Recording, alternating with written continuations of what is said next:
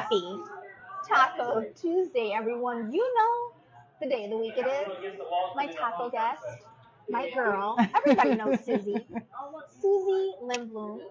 And Suzy and I have been hanging out for a couple of days. And Suzy, well, where are we at? We are in Broken Bow, Oklahoma, or Hochatown, Oklahoma is where we're actually staying. But right now we're in Broken Bow, Oklahoma. Broken Bow, Oklahoma. And the place that we're having tacos is called Papa Polamos. Let's go ahead and show. We got some street tacos here. She got cilantro. I did get cilantro. You know, I don't eat cilantro. Who doesn't eat cilantro? Seriously.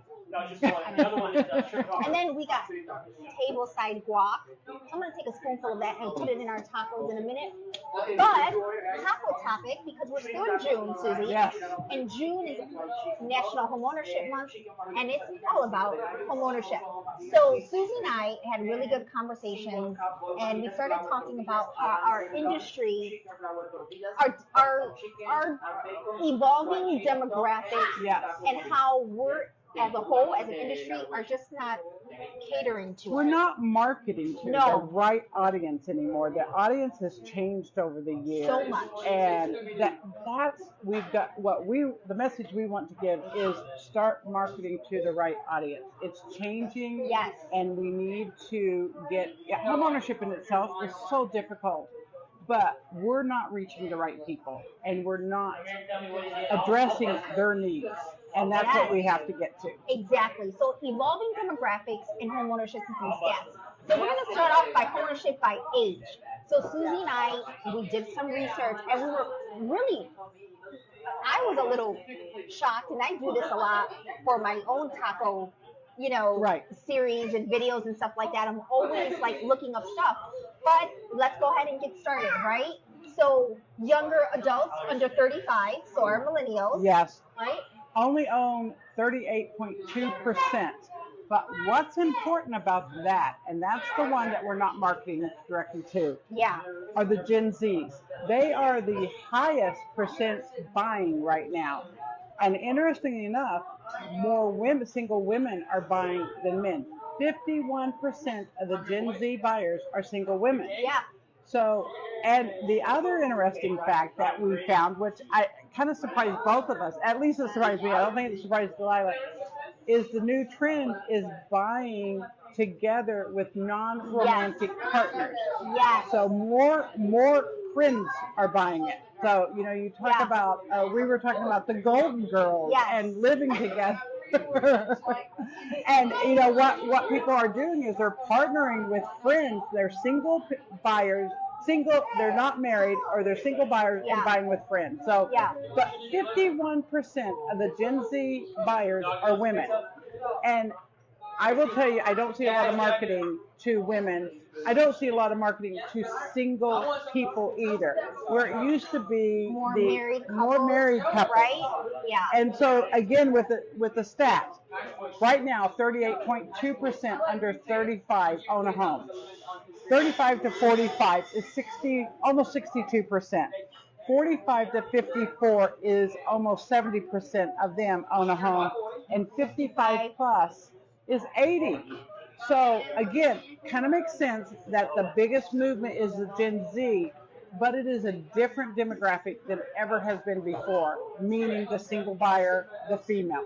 Yeah, and I talk about this topic a lot because, again, all I see out there on LinkedIn and other platforms too, not necessarily just LinkedIn, it could be Facebook, IG, even TikTok, it's really geared towards couples, married couples, right? But here we are looking up info that is really changing. And I know that the economy and the financial situation that we're in our country is playing a huge part. Yes. People, I call it cohabitating. People are really cohabitating nowadays, just with friends. It could be best friends, siblings, cousins.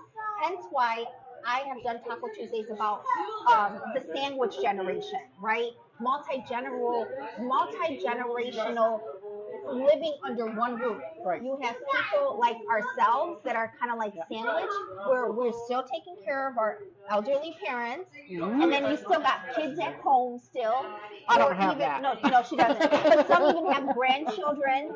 Yes. But it's multi-level generations living under one roof. We're starting to find. We just watched a show last night where it was 3 women like in their 50s cohabitating together. Funny show. It was a funny show, but that is becoming a trend Yeah. that people are cohabitating not only because the cost of living, Right. right? But just because there are a lot of reasons. We're becoming single women we're a larger number. We're becoming widows Yes. here. Yes. It's a thing. Yes. It really is a thing, and we do not market to those demographics. Which actually kind of leads into the other demographic and Dalila was like, that can't be true, but it is the urban versus rural. And I don't know if it's exactly rural. It's not talking country, and I thought of another reason that this is happening. Okay, I'm looking. No, it's right here. It's right there. So it's more people are moving out of the city, and I think that's what they mean by urban. So they were like in Newark, New Jersey, the home ownership they say is 29.6%. Newark. And honestly, we did not verify this fact, so know that. But one of the things that I think that more people are moving out of the city is remote work now. You don't have to go in you don't have to go in. Yep. So more people are moving. I'm not going to use rural. I'm going to use suburban. Suburban. I like that better. Because what they said in this stat was that higher ownership rate, like Port St. Lucie, Florida, is 84.6%. Now, mind you, and I didn't think of that could be second homes. True. Because you have people coming in like snowbirds. Yes. True. There you go. The percentage may be higher because you've got your primary homeowners and you've got your secondary. And that's where I am. So that was another interesting stat, that we're not looking at the home as the home used to be the home. The home used to be what you went to after work. And you ate dinner, you played with the kids a little, and you put them to bed. Yeah. You didn't spend a lot of time at your home. Now your home is your sanctuary. You're there. Yeah. It is your office. It's everything. So we have to market to that. So we have to market to single. We have to market to younger. We have to market to your home is where you spend the most time, because you don't have that work. Yeah. You don't have that work. So that's what we have to change. Yeah. How we approach housing and look at it, and actually going all the way back to when you have two non-partners buying together, we have to start looking at that differently, because we tend to look at that a little riskier than a married couple. Yeah. And and trust me, I've seen it. I've heard it. Yep. That they say, oh well, ooh, you got a co-borrower. Is a co-borrower going to stay with them? Quite honestly, is a married couple going to stay married? It really is the same thing. Depends. So, but we, as a whole, we look at it differently. We have to start looking at it differently. And with that, you guys, happy Taco Tuesday. Happy Taco Tuesday. Always sending light and positivity to all. This too shall pass. Again, big old glob of guac with no cilantro in my tacos. Do you want no cilantro. Yep. Eat your taco, folks. Eat your tacos. Bye. Bye-bye.